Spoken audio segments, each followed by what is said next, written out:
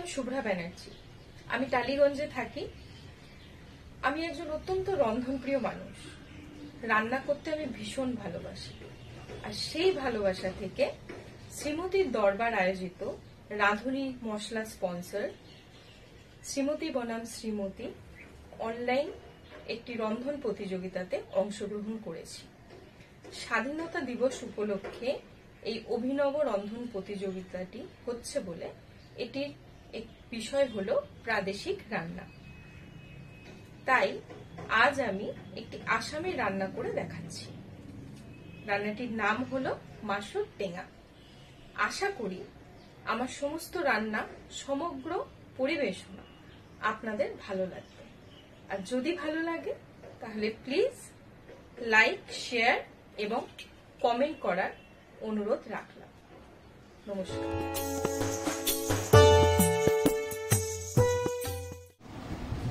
এবারে দেখে নিচ্ছি প্রাদেশিক রান্না আসামের মাসুর টেঙার জন্য যা যা উপকরণ লাগছে সেগুলি হলো, প্রথমে রুই মাছ, ভেজে নেওয়া রুই মাছ। প্রথমে রুই মাছটিকে নুন আর হলুদ দিয়ে আমি ভেজে রেখেছি। সাথে কাটা আলু, লম্বা করে কাটা আলু নুন হলুদ দিয়ে ভেজে রাখা হয়েছে। রান্নাটার তৈরি করবার জন্য লাগছে সর্ষের তেল পরিমাণ মতো, 2 চামচ 5 ফোড়ন, লাগছে কাশ্মীরি লঙ্কার গুঁড়ো, নুন, কিছুটা শুকনো লঙ্কা, কিছুটা কাঁচা লঙ্কা, লাগছে কুচনো টমেটো। টমেটোর পরিমাণটা রান্না করবার সময় বলে দেবো। তাছাড়া লাগছে কুচনো ধনেপাতা এবং গন্ধরাজ লেবু, আর রাঁধুনির টারমারিক পাউডার, যেটা রান্নায় দিলে স্বাদে গন্ধে খুবই সুন্দর একটা রান্না তৈরি হয় এবং রংটাও আলাদা হয়। এরপর যাচ্ছি রান্নাতে।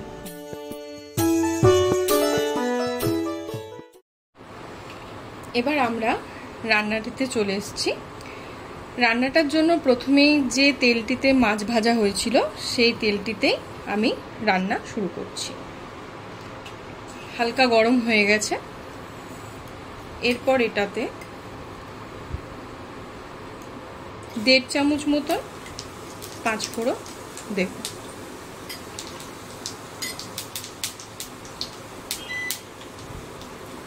এরপর দেবো 2টো শুকনো লঙ্কা আর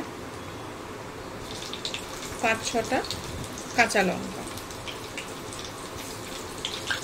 যারা একটু বেশি খান তারা আর একটু বেশি দিতে পারেন, যারা কম কাঁচা লঙ্কা খান তারা কম দিতে পারেন।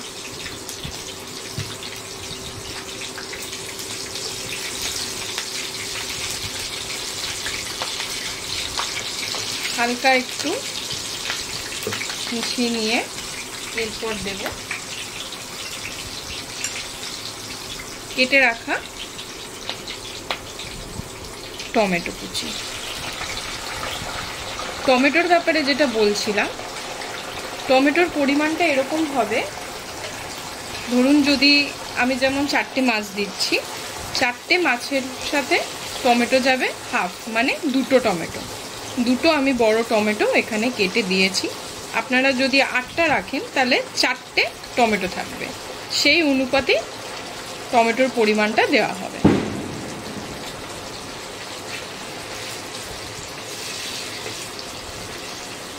হালকা নাড়িয়ে নিয়ে এরপর আমরা দেব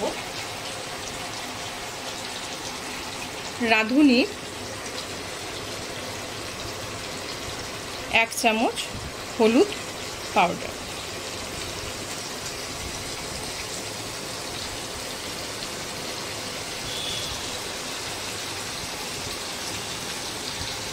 এরপর দেব কাশ্মীরি লাল লঙ্কার গুঁড়ো, একটা আমি 2 চামচ দিয়েছি।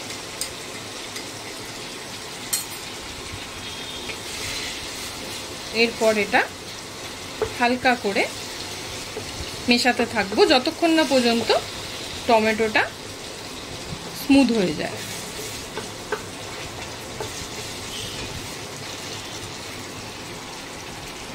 এরপর দিয়ে দেবো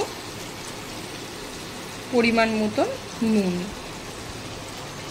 আমি সাধারণত বাড়িতে পিঙ্ক সল্টই ব্যবহার করি, তাই এখানেও পিঙ্ক সল্টই দিলাম। আপনারা যে যেমন বাড়িতে নুন ব্যবহার করেন সেটা ব্যবহার করতে পারেন। এরপর হালকা আঁচ মতো করে এটাকে ঢাকা দিয়ে দেবো কিছুক্ষণ। কিছুক্ষণ হয়ে গেল, এরপর দেখে নিচ্ছি ঠিক কতটা পরিমাণ স্মুথ হয়েছে।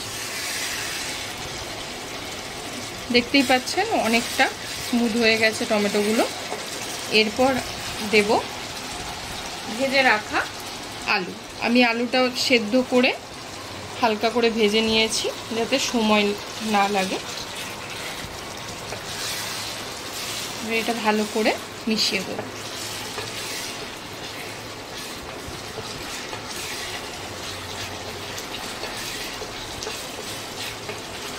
হালকা করে মিশিয়ে এটিতে জল দিয়ে দেবো। যে যেমন ঝোল খাবেন সেই অনুযায়ী, এটাতে একটু বাড়ির যেমন পাতলা ঝোল হয় সেরকম হলেই বেশি ভালো লাগবে।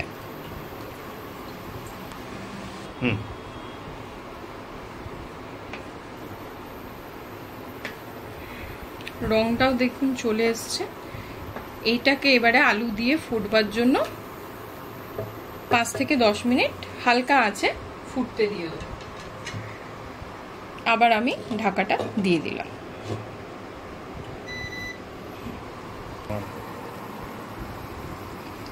দশ মিনিট হয়ে গেছে। এরপর ঢাকনাটা খুলে দেখুন, কালারটা খুব সুন্দর চলে এসছে। এরপর আমরা ভেজে রাখা মাছগুলো আস্তে আস্তে ঝোলটার মধ্যে দিয়ে দেবো।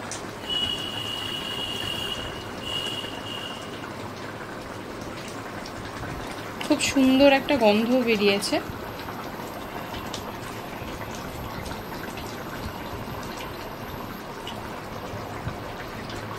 ভালো করে মিশিয়ে নেব।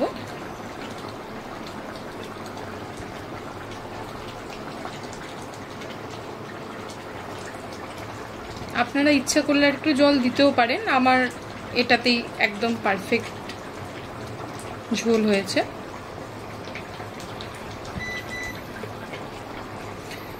আর শুধুমাত্র দেখুন দুটো মশলা, রাঁধুনির হলুদ গুঁড়ো আর কাশ্মীরি লঙ্কা, ঠিক এই দুটো দিয়ে খুব সুন্দর একটা কালার চলে এসছে। এখানে কোনো রসুন, পেঁয়াজ, আদা নেই। এটা গরমকালে গরম গরম ভাতের সাথে ভীষণ একটা পাতলা ঝোল আর ভীষণ শরীরের জন্য ভালো। মাসর টেঙাটাকে বলা হয়, মাসু মানে মাছ, আর টেঙা শব্দের অর্থ হলো টক। এটা পুরো যে টক তাও নয়, এটা যেহেতু আমরা পরিমাণ মতন সবটাই করেছি, এটা করতে করতে আমি এটাতে কিছুটা লেবুর রস ছড়িয়ে দেব। আমি এখানে গন্ধরাজ লেবু ব্যবহার করেছি। আপনারা যে কোনো লেবু ব্যবহার করতে পারেন, পাতিলেবু ব্যবহার করতে পারেন। এখানে গন্ধরাজ লেবুটা যেটা আছে সেইটার যে স্বাদটা একটা আলাদা মাত্রা আনবে রান্নাটিতে।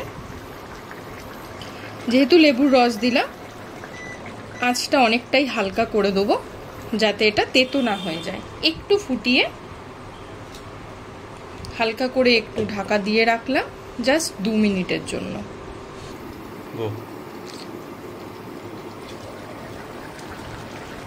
ঢাকনা খুলে দিলাম। খুব ভালো একটা স্মেল বেরিয়েছে। এরপর আমি আঁচটাকে বন্ধ করে এটার উপর হালকা করে ধনেপাতা কুচি ছড়িয়ে দিলাম। আপনারা চাইলে ধনেপাতা দিয়ে আবার আপনারা ফোটাতে পারেন। এটা দিয়ে আমি একটু ঢাকা দিয়ে রাখবো, দিয়ে পরিবেশন করব। প্রাদেশিক রান্না আসামের মাছর টেঙা তৈরি। রান্নাটির উপকরণ থেকে শুরু করে রান্নাটির সমগ্র পরিবেশনা যদি আপনাদের ভালো লেগে থাকে তাহলে অবশ্যই আপনারা কমেন্ট, লাইক এবং শেয়ার করবেন এবং বাড়িতে অবশ্যই এটা তৈরি করে জানাবেন যে কেমন লাগবে। অনেক ধন্যবাদ।